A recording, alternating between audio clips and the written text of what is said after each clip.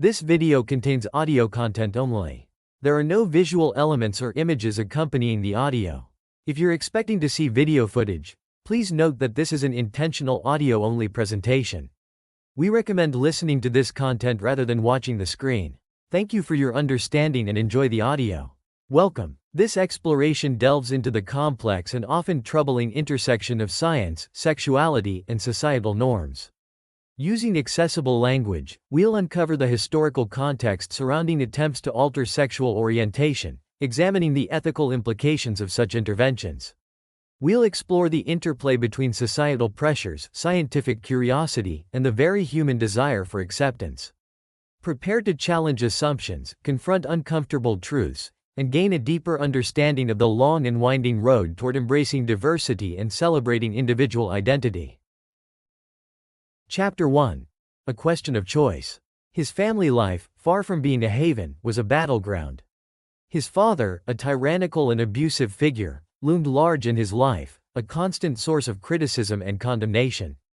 The man saw his son as a disappointment, a failure, a coward, words that etched themselves deep into B19's psyche. His mother, emotionally distant and withdrawn, offered no comfort, no solace. He couldn't even conjure the memory of her embrace, a void that spoke volumes about the emotional chasm between them. Instead of maternal warmth, he received complaints, a litany of woes about her unhappy marriage, often turning to him, her troubled son, for solutions he couldn't possibly provide. His sister, however, was a beacon in the darkness, a confidant, a source of unconditional love and acceptance. With her, he could shed the mask of normalcy he wore for the rest of the world and reveal the anxieties and disappointments that plagued him. His educational journey was a reflection of his inner turmoil. 9 school changes, a constant uprooting, spoke of his inability to find a place where he belonged. 3 expulsions, a testament to his struggles with authority and social norms, further cemented his sense of alienation. 2 psychological evaluations before the age of 11 highlighted his early difficulties, the warning signs of a young mind in distress. He recoiled from interactions with other boys, avoiding contact and competition, retreating into a world of his own making. Meanwhile, his interactions with girls were often marked by aggression, a misplaced anger born of his own frustration and confusion. The result was predictable: teasing, ostracization, and a deepening sense of isolation. Even in an all-male parochial school, intended as a refuge, he found no escape from the relentless rejection. High school brought a psychiatric referral, a formal acknowledgement of his difficulties, but it offered little in the way of real help. His grades plummeted, reflecting his disengagement and despair. He eventually dropped out, adrift in a sea of uncertainty, his future a blur. A brief, ill-fated attempt at military service ended abruptly with a psychiatric discharge due to homosexual tendencies, a label that reinforced his deepest fears. He drifted from one menial job to another, a stock clerk, a factory worker, none offering a sense of purpose or belonging. He found temporary solace and financial support in homosexual relationships, but these offered no lasting comfort, no escape from the gnawing sense of emptiness within. He was a drifter, both physically and emotionally, searching for an anchor in a world that seemed determined to cast him adrift. B19's mental anguish manifested in a variety of ways. He was consumed by hypochondria, obsessed with his body image, constantly monitoring himself for perceived flaws and deformities. He worried about changes in his facial dimensions, convinced that his features were shifting and distorting. He fretted over a perceived loss of libido and hormonal imbalance, further fueling his anxieties about his masculinity. He complained of vague and fluctuating ailments, convinced that something was fundamentally wrong with him. He was also plagued by paranoia, his thoughts often veering into the realm of delusion. He lived in constant fear of the future, dreading physical pain, and convinced that death was imminent. He avoided people, particularly men, feeling alienated and disconnected from society. Yet, paradoxically, he craved attention and recognition, often resorting to arrogance, disdain, and hostility to provoke a response. He clung to the grandiose belief that he was special, destined for some greater reward, a fragile defense against the crushing weight of his despair. He oscillated between feelings of worthlessness and grandiosity, a testament to the instability of his self-perception.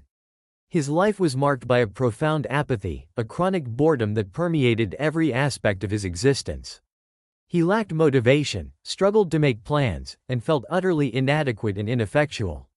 He obsessed over his personal problems to the point of incapacitation, trapped in a cycle of negative self-talk and rumination. Even the simple pleasures of life, the things that brought joy to others, held no appeal for him. He complained of an inability to experience pleasure, a pervasive anhedonia that robbed him of any sense of satisfaction or fulfillment.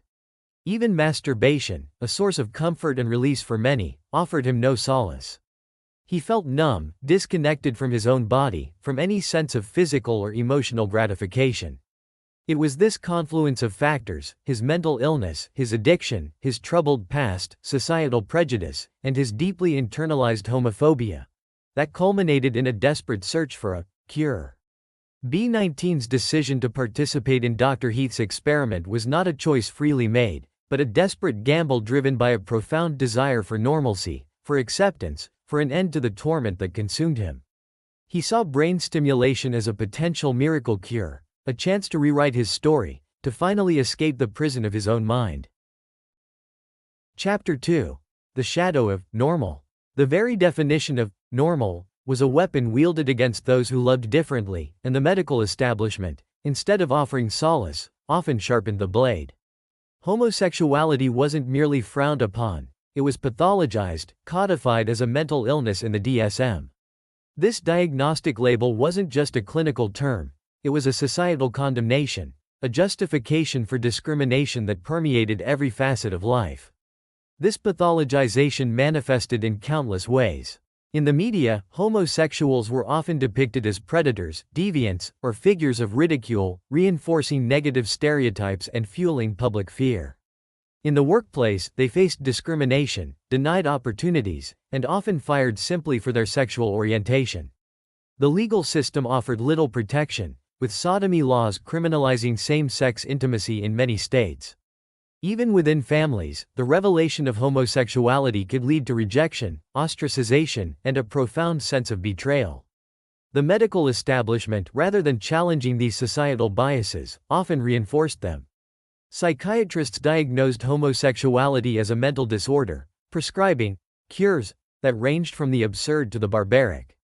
Aversion therapy, a particularly cruel practice, sought to associate homosexual desires with negative stimuli, such as electric shocks or nausea-inducing drugs. Patients were subjected to painful and humiliating procedures, their bodies and minds conditioned to reject their own natural inclinations. Psychoanalysis, while less overtly brutal, often delved into a patient's past, searching for repressed traumas or dysfunctional family dynamics that were believed to have caused their homosexuality.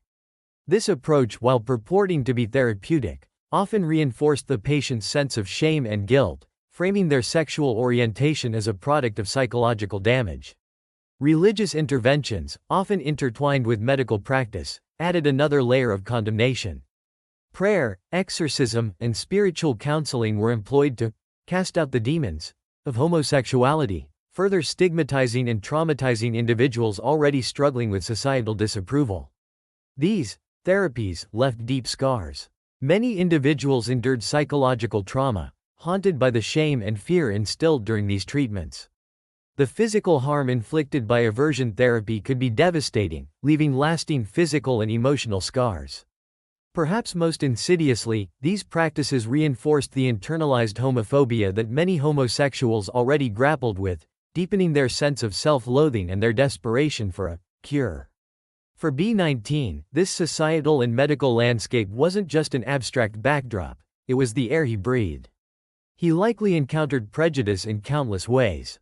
Applying for a job, he might have sensed the subtle shift in the interviewer's demeanor upon learning about his lifestyle, the unspoken judgment that cost him the opportunity. In social settings, he might have felt the sting of whispered comments, the averted gazes, the subtle exclusion that reinforced his sense of otherness. The fear of legal repercussions, the knowledge that his very intimacy could be deemed a crime, added another layer of anxiety. Perhaps most painfully, he might have experienced rejection from his own family, his father's disappointment a constant refrain, his mother's inability to understand a source of profound hurt. These experiences likely intensified B19's internalized homophobia. He yearned to be normal, to escape the constant judgment and fear that shadowed his existence. The prevailing views on masculinity in the 1970s, with their emphasis on stoicism, strength, and heterosexuality, further compounded his distress. He might have seen his own sensitivity, his emotional vulnerability, his lack of interest in traditionally masculine pursuits, as further evidence of his defect. Societal expectations of masculinity often intersected with homophobia, creating a double bind for individuals like B19, who felt pressured to conform to an ideal that seemed perpetually out of reach. The concept of normalcy became a siren song, promising belonging and acceptance. B19 likely envisioned a life where he could love without fear, where he could be himself without shame. Dr. Heath's experiment, with its promise of altering his sexual orientation, presented itself as a pathway to this elusive normalcy. It wasn't just about changing his sexual desires, it was about escaping the stigma, the judgment, the constant fear of exposure.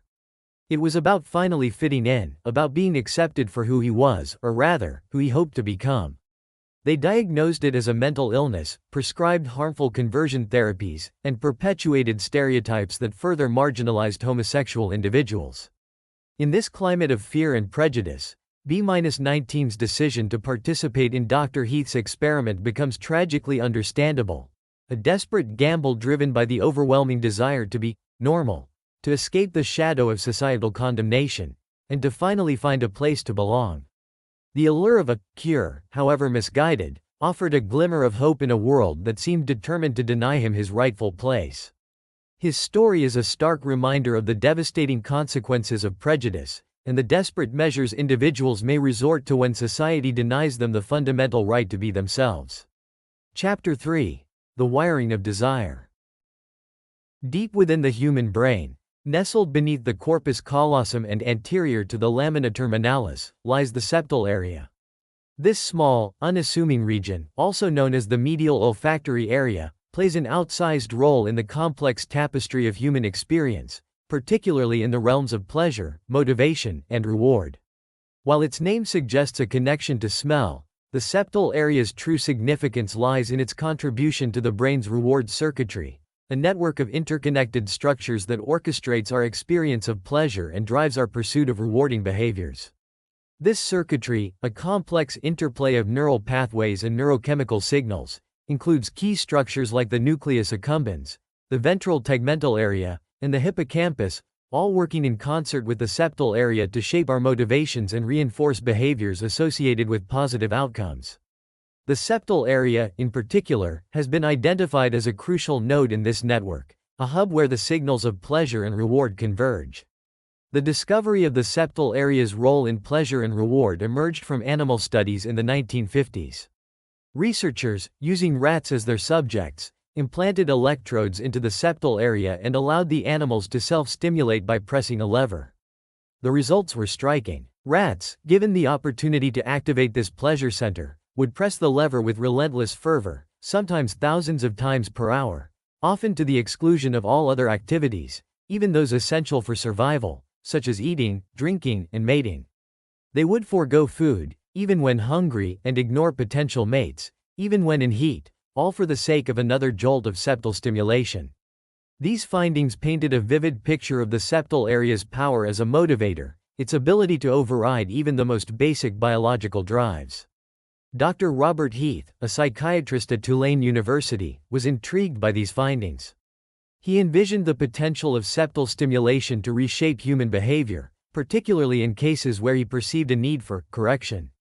His focus fell on homosexuality, which at the time was widely considered a mental illness, a deviation from the norm that required treatment. Inspired by the rat studies, he hypothesized that by directly stimulating the septal area while simultaneously exposing a patient to heterosexual stimuli, he could effectively rewire their sexual orientation, redirecting their desires towards what he considered the appropriate object of affection. B19, a young man struggling with depression, temporal lobe epilepsy, and the societal stigma of homosexuality, became the subject of Dr. Heath's experiment. During the initial testing phase, stimulation of the septal electrode elicited a profound response. Given free access to the stimulator, B-19, like the rats before him, became captivated by the experience, repeatedly pressing the button to trigger the surge of euphoria. He became so engrossed in the self-stimulation that he had to be forcibly disconnected, his protests echoing the desperate drive of the rats to maintain their access to the lever. The logic, while seemingly straightforward, rested on a series of deeply flawed assumptions. First and foremost, Heath's hypothesis fundamentally misunderstood the nature of human sexuality. It treated sexual orientation as a learned behavior, a malleable preference that could be reshaped through external manipulation, much like the rats learning to press a lever for food. This simplistic view ignored the complex interplay of biological, psychological, and social factors that contribute to the development of sexual identity. It disregarded the growing body of evidence suggesting a biological basis for sexual orientation, reducing a complex aspect of human identity to a simple stimulus-response association. Furthermore, Heath's experiment was steeped in the societal biases of the time. The 1970s, while a period of social change, still clung to traditional notions of normalcy, with homosexuality viewed as deviant and requiring treatment. This societal prejudice rather than scientific objectivity shaped Heath's interpretation of his observations. He saw B-19's homosexuality not as an inherent part of his identity, but as a pathology to be corrected. The very notion of rewiring sexual orientation reflected the prevailing societal pressure to conform, to fit into a narrow definition of normal, regardless of the cost. Heath's experiment, while presented as a scientific endeavor, was ultimately a reflection of the societal pressures to conform, a manifestation of the pursuit of normal at any cost. The stag film, shown to B-19 prior to septal stimulation, elicited no sexual arousal, even causing him some distress. However, after experiencing the euphoria of septal stimulation, B-19 agreed to rewatch the film and subsequently achieved an erection and orgasm. This, for Heath, was evidence of his hypothesis at work. He then arranged for a 21-year-old prostitute to engage in sexual intercourse with B-19 while his septal area was stimulated. The fact that B-19 was able to ejaculate in this highly artificial and controlled environment was interpreted by Heath as a successful initiation of heterosexual behavior. He even reported a subsequent 10-month relationship between B-19 and a married woman as further evidence of his success. However, this interpretation ignored the profound coercion inherent in the experimental setup. B-19's actions were not driven by genuine attraction or desire, but by the artificial manipulation of his brain's pleasure centers within a controlled environment. The experiment, far from demonstrating a shift in sexual orientation, highlighted the power of septal stimulation to induce a heightened state of arousal and suggestibility. The subsequent relationship with a woman, even if genuine, could have been motivated by a variety of factors, including B-19's desire to conform to societal expectations or to please his doctors. The experiment, while yielding intriguing observations about the septal area's role in pleasure and motivation, ultimately failed to provide any evidence for the possibility of rewiring sexual orientation. Instead, it stands as a cautionary tale about the dangers of applying simplistic interpretations of animal studies to the complexities of human behavior, particularly when those interpretations are filtered through the lens of societal prejudice.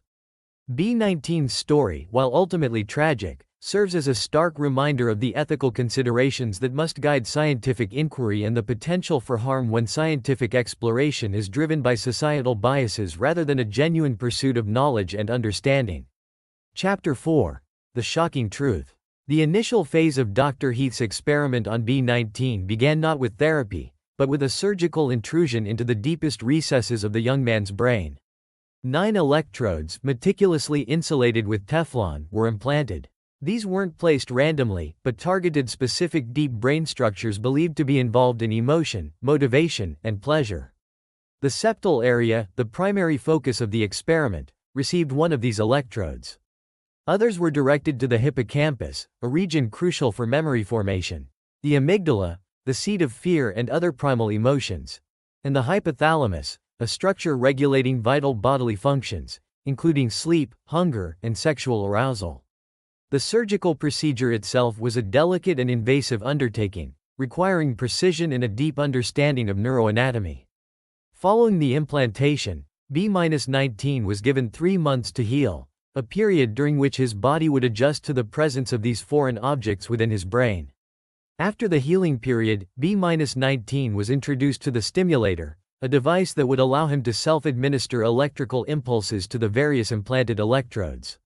He was given control, the ability to explore the uncharted territory within his own mind.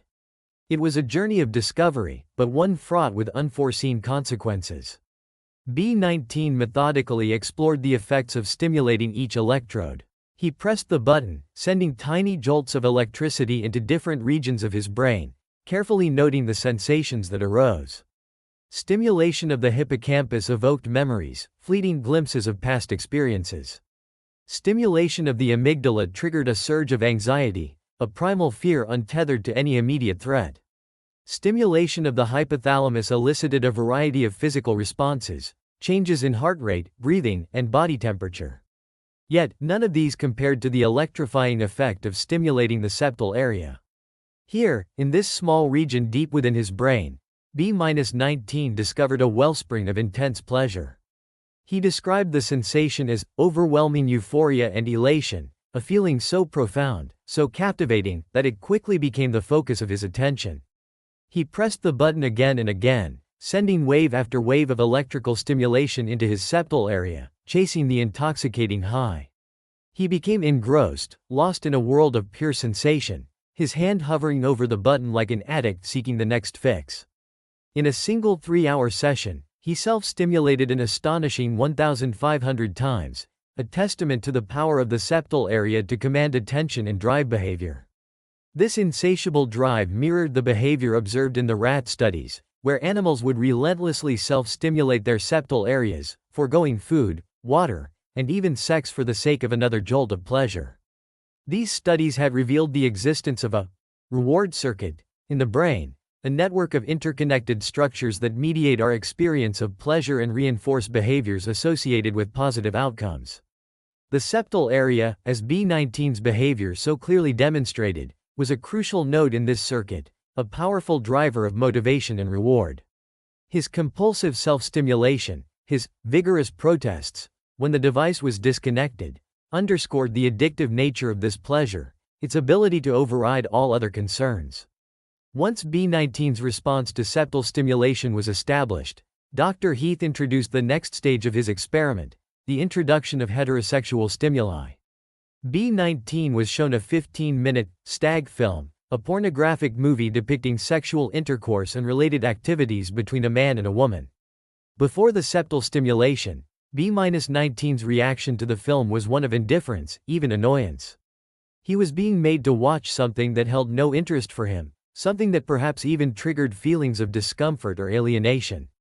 He was, after all, a homosexual man, and the forced viewing of heterosexual pornography felt like a violation, a denial of his true identity. However, after experiencing the intense euphoria of septal stimulation, B-19's reaction to the film changed dramatically. He agreed to watch it again, this time with his septal area being electrically stimulated. Under the influence of this powerful pleasure, he became sexually aroused. He experienced an erection, a physical manifestation of the change in his response. He masturbated to orgasm, a culmination of the artificially induced arousal. This apparent shift in sexual behavior, from indifference to arousal, was hailed by Dr. Heath as a breakthrough, a validation of his hypothesis that septal stimulation could influence sexual orientation. However, the artificiality of the situation, the overwhelming influence of the septal stimulation, raised serious questions about the validity of this interpretation. Was this a genuine shift in sexual desire, or simply a physiological response to intense pleasure combined with visual stimuli? Was B-19 truly experiencing heterosexual arousal, or was his response merely a byproduct of the overwhelming euphoria flooding his brain? The next stage of the experiment crossed a stark ethical line. After obtaining approval from the Louisiana Attorney General, a decision that itself raises serious ethical questions, Dr. Heath arranged for a 21-year-old prostitute to come to the laboratory. The purpose of this encounter was to determine whether the septal stimulation, combined with the presence of a willing female partner, could induce B19 to engage in heterosexual intercourse.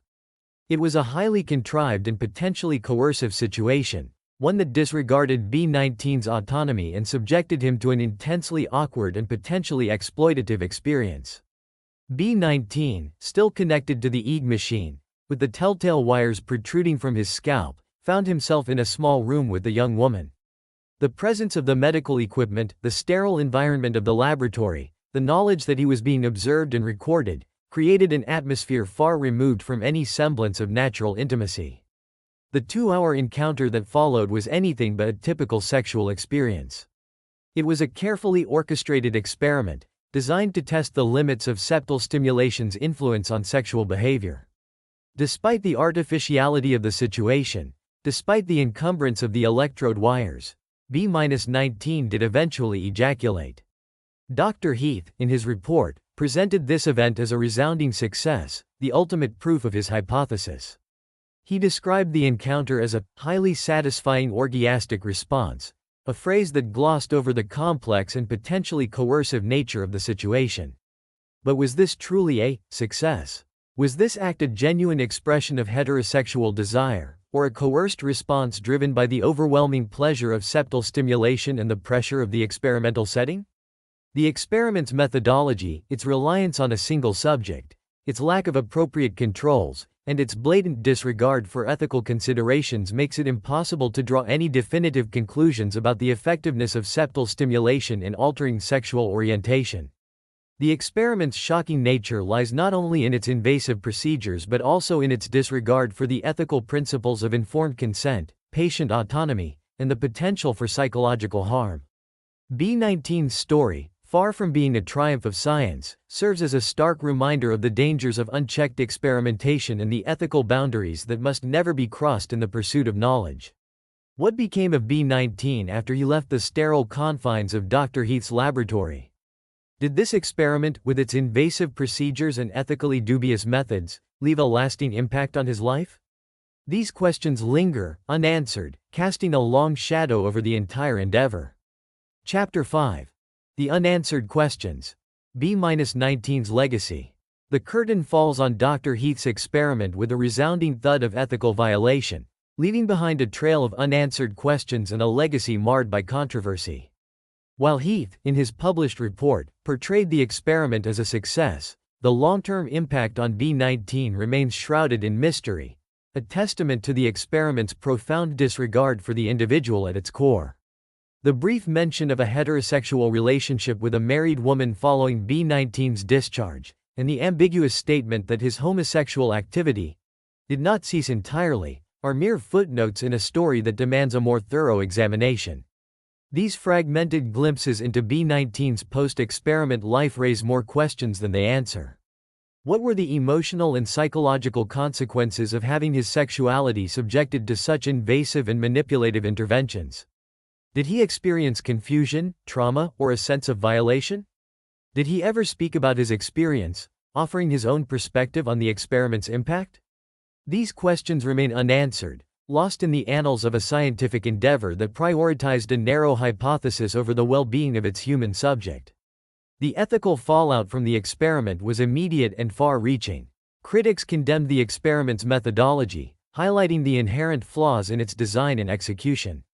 The use of a single subject, B-19, without a control group, rendered the experiment scientifically meaningless. Any observed changes in B19's behavior could have been attributed to a multitude of factors, from the powerful effects of septal stimulation to the coercive nature of the experimental setting, rather than a genuine shift in sexual orientation.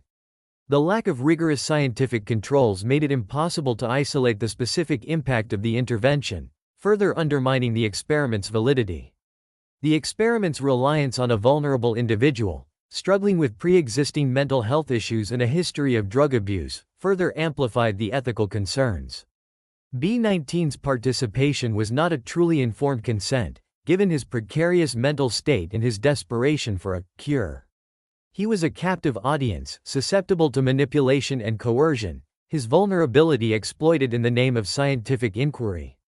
The very premise of the experiment, the notion of curing homosexuality, reflected the prevailing societal prejudices of the time, reinforcing the harmful notion that homosexuality was a disease in need of medical intervention. The experiment's ethical transgressions went beyond its flawed methodology and exploitation of a vulnerable subject.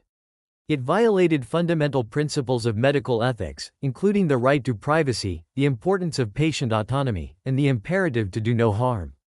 B19's most intimate experiences, his sexual desires and behaviors, were subjected to public scrutiny in Heath's published report. His identity was reduced to a case study, his personal struggles dissected and analyzed for the sake of a scientific hypothesis. The experiment itself, with its invasive surgical procedures and the potentially addictive nature of septal stimulation, posed significant risks to B19's physical and psychological well-being. The long-term effects of the experiment, both physical and emotional, remain unknown, a further testament to the experiment's ethical failings.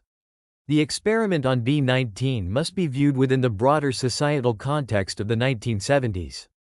Homosexuality was still classified as a mental illness in the DSM, a diagnostic label that carried immense social stigma and legitimized discrimination. The prevailing societal views on homosexuality, rooted in ignorance and prejudice, influenced Heath's interpretation of his findings.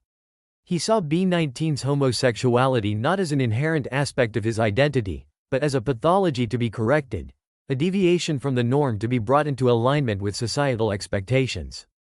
The experiment, while presented as a scientific endeavor, was ultimately a reflection of these societal biases, a manifestation of the desire to enforce conformity and erase difference. The experiment and the subsequent criticisms it drew played a complex role in the evolving understanding of sexuality and the burgeoning movement for LGBTQ+ rights. While the experiment itself reinforced negative stereotypes and perpetuated the notion of homosexuality as a disease, the ensuing controversy helped to expose the flawed assumptions and ethical transgressions inherent in such attempts at conversion therapy. The public outcry, fueled by the growing LGBTQ+ rights movement, contributed to the eventual removal of homosexuality as a diagnostic category from the DSM in 1973. This landmark decision, a victory for science and human rights, marked a turning point in the struggle for LGBTQ+ equality, challenging the medical establishment's authority to define and pathologize sexual identity. B19's case, though born of a dark chapter in medical history, became an unwitting catalyst for change, highlighting the dangers of prejudice masquerading as science. The legacy of B19 extends far beyond the immediate impact on his life. The experiment's ethical failures had profound implications for the field of medical ethics, particularly in the areas of psychiatry and neuroscience. It underscored the need for stricter ethical guidelines in research involving human subjects, especially vulnerable populations. The case highlighted the importance of informed consent, the right to privacy, and the potential for harm when scientific curiosity overrides ethical considerations. B19's story became a cautionary tale, a stark reminder of the human cost of scientific overreach. The experiment also sparked a broader conversation about the nature of sexuality and identity. It challenged the simplistic notion of a cure for homosexuality, forcing a re-examination of the complex interplay of biological, psychological, and social factors that shape sexual orientation. B19's experience highlighted the importance of self-acceptance, the right to define one's own identity, and the inherent dignity of all individuals, regardless of their sexual orientation. The experiment's most enduring legacy is perhaps the questions it leaves unanswered. We do not know the full extent of B19's suffering, the long-term psychological impact of the experiment, or whether he ever found peace and self-acceptance. His story remains incomplete, a fragment of a life forever marked by a scientific endeavor that crossed ethical boundaries in its pursuit of a flawed hypothesis. B19's experience serves as a poignant reminder of the human cost of scientific hubris, the importance of ethical considerations in all aspects of medical research, and the need for a more inclusive and compassionate understanding of human sexuality. His story is a call for greater vigilance, a plea to ensure that the pursuit of scientific knowledge never again comes at the expense of human dignity and well-being. The legacy of B19 is not just a story of a single individual, but a reflection of a society grappling with evolving notions of normalcy, a testament to the ongoing struggle for acceptance, and a cautionary tale about the dangers of allowing prejudice to masquerade as science. It is a story that demands to be remembered, not just for the wrongs it reveals, but for the ethical imperative it compels us to uphold. The inherent dignity and worth of every human being, regardless of their sexual orientation or any other aspect of their identity. This exploration of a deeply troubling case study reveals the devastating consequences of societal prejudice and flawed scientific practices. Driven by the societal stigma surrounding homosexuality in the 1970s, a vulnerable individual underwent a deeply unethical experiment involving invasive brain stimulation. This case underscores the critical importance of ethical considerations in research, informed consent, and respecting individual autonomy. It also highlights the complex interplay between societal biases and scientific inquiry, raising questions about the very definition of normalcy. What are your thoughts on the ethical implications of this case and its relevance to current discussions on identity and acceptance? Share your perspectives in the comments below. Subscribe for more explorations into the complexities of human behavior and the ever-evolving landscape of scientific ethics. Let's continue to learn and grow together.